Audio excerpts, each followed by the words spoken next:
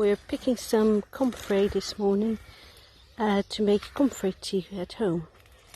So right down below and pull it out, and then taking this home, and then we'll be chopping it up more to make a tea. So we're now home and Mark is using shears to chop the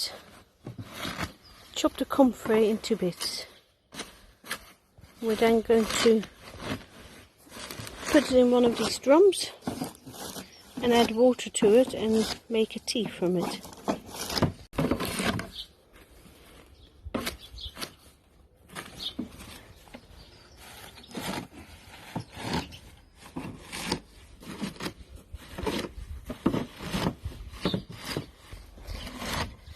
We do the chopping up as more goodness will come out of the plant. If you leave it whole,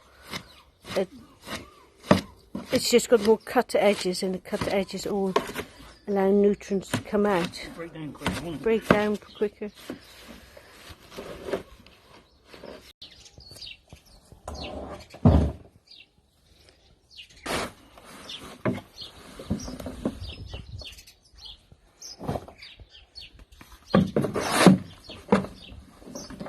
It's 2 scoops in each one, but you can add more, or it depends how big your drum is, but you can add more comfrey.